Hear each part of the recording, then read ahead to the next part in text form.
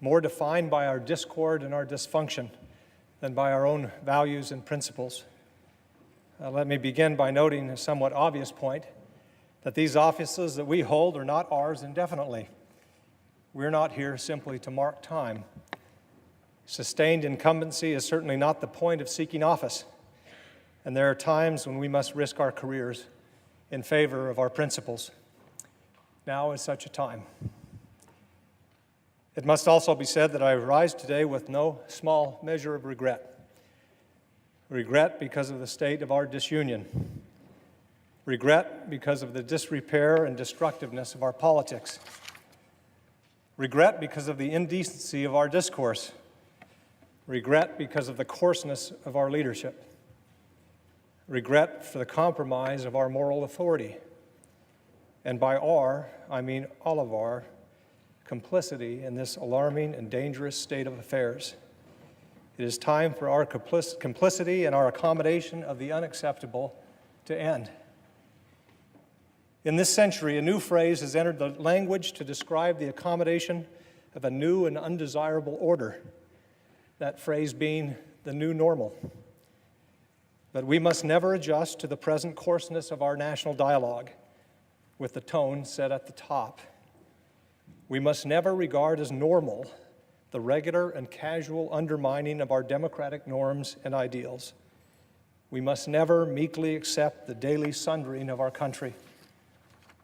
The personal attacks, the threats against principles, freedoms and institution, the flagrant disregard for truth and decency, the reckless provocations, most often for the pettiest and most personal reasons, reasons having nothing whatsoever to do with the fortunes of the people that we have been elected to serve.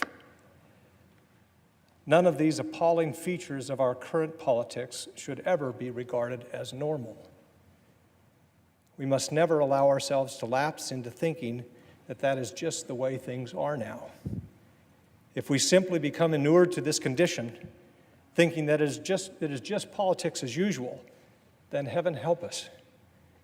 Without fear of the consequences and without consideration of the rules of what is politically safe or palatable, we must stop pretending that the degradation of our politics and the conduct of some in our executive branch are normal. They are not normal. Reckless, outrageous, and undignified behavior has become excused and countenanced as telling it like it is, when it is actually just reckless, outrageous, and undignified. And when such behavior emanates from the top of our government, it is something else. It is dangerous to a democracy. Such behavior does not project strength, because our strength comes from our values. It instead projects a corruption of the spirit and weakness. It is often said that children are watching. Well, they are. And what are we going to do about that? When the next generation asks us, why didn't you do something? Why didn't you speak up? What are we going to say? Mr. President, I rise today to say enough. We must dedicate ourselves to making sure that the anomalous never becomes the normal. With respect and humility, I must say that we have fooled ourselves for long enough that a pivot to governing is right around the corner, a return to civility and stability right behind it. We know better than that. By now, we all know better than that. Here today, I stand to say that we would be better served. We would better serve the country by better fulfilling our obligations under the Constitution by adhering to our Article 1 old normal, Mr. Madison's doctrine of separation of powers. This genius innovation, which affirms Madison's status as a true visionary and for which Madison argued in Federalist 51, held that the equal branches of our government would balance and counteract with each other, if necessary. Ambition counteracts ambition, he wrote. But what happens if ambition fails to counteract ambition? What happens if stability fails to assert itself in the face of chaos and instability? if decency fails to call out indecency. Were the shoe on the other foot, would we Republicans meekly accept such behavior on display from dominant Democrats? Of course we wouldn't, and we would be wrong if we did.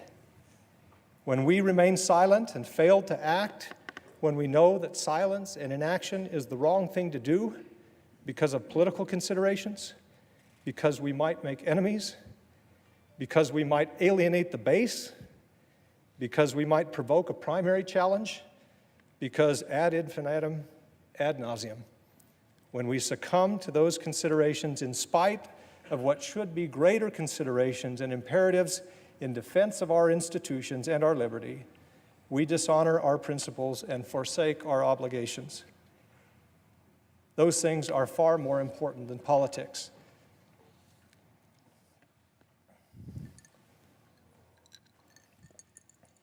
Now, I'm aware that more politically savvy people than I will caution against such talk.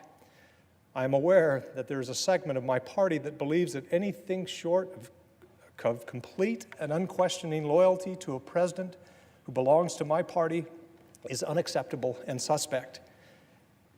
If I have been critical, it is not because I relish criticizing the behavior of the President of the United States.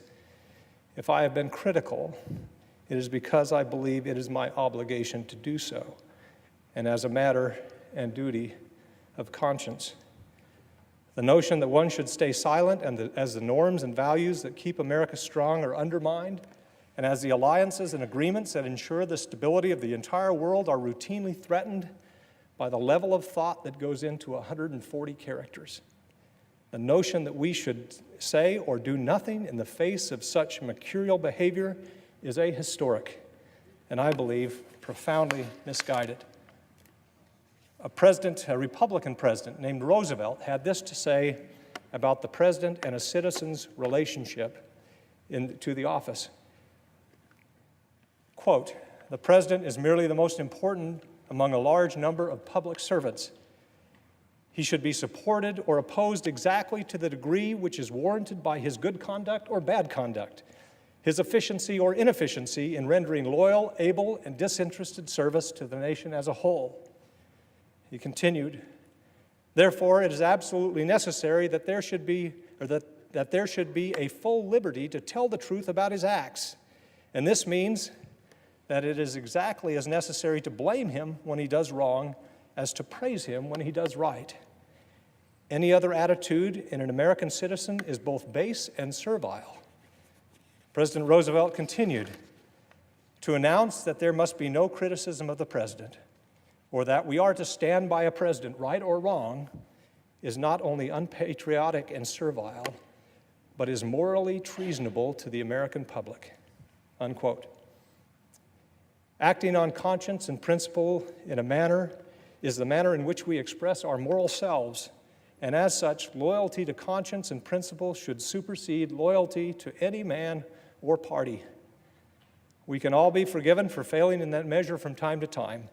I certainly put myself at the top of the list of those who fall short in this regard. I am holier than none. But too often we rush to salvage principle, not to salvage principle, but to forgive and excuse our failures so that we might accommodate them and go right on failing until the accommodation itself becomes our principle. In that way and over time, we can justify almost any behavior and sacrifice any principle. I'm afraid that this is where we now find ourselves.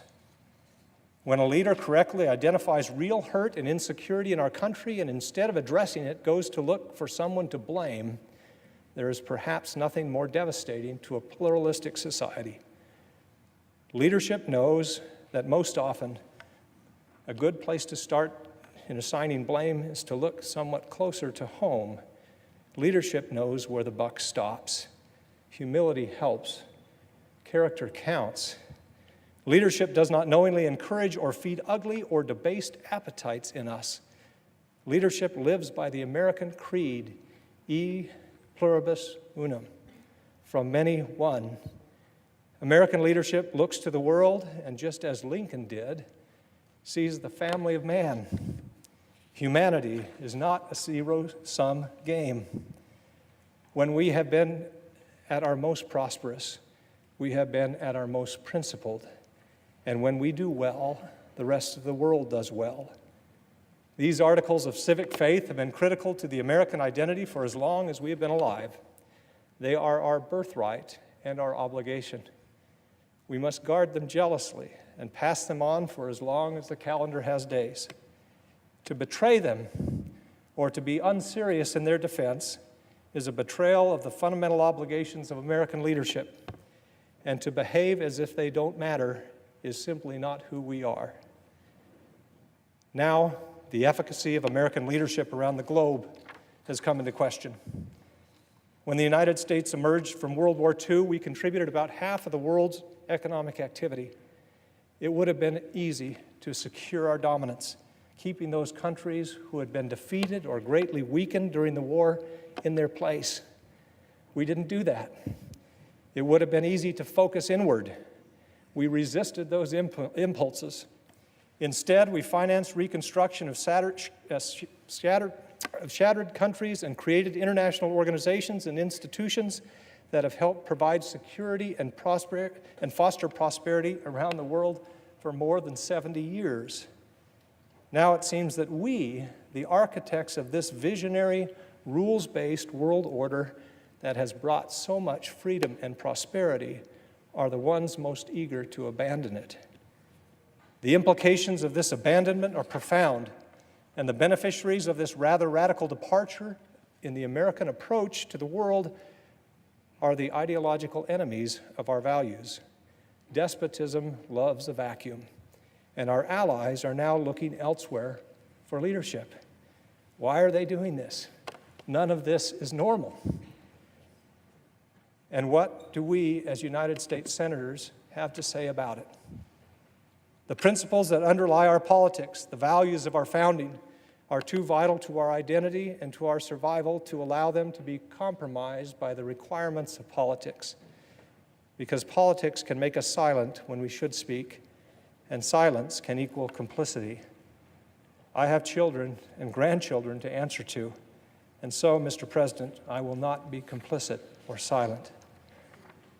I've decided that I would be better able to represent the people of Arizona and to better serve my country and my conscience by freeing myself of the political consideration that consumed far too much bandwidth and would cause me to compromise far too many principles.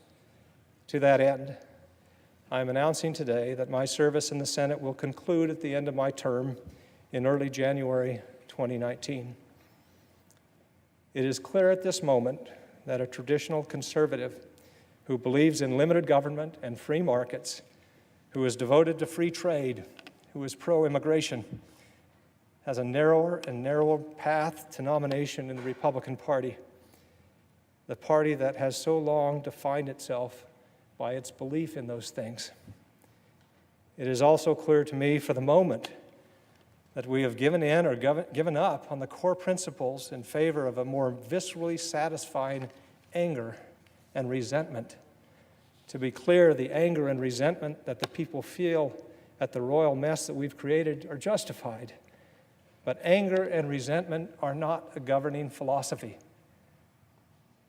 There is an undeniable potency to a populist appeal by mischaracterizing or misunderstanding our problems and giving in to the impulse to scapegoat and belittle. The impulse to scapegoat and belittle threatens to turn us into a fearful, backward-looking people. In the case of the Republican Party, those things also threaten to turn us into a fearful, backward-looking minority party.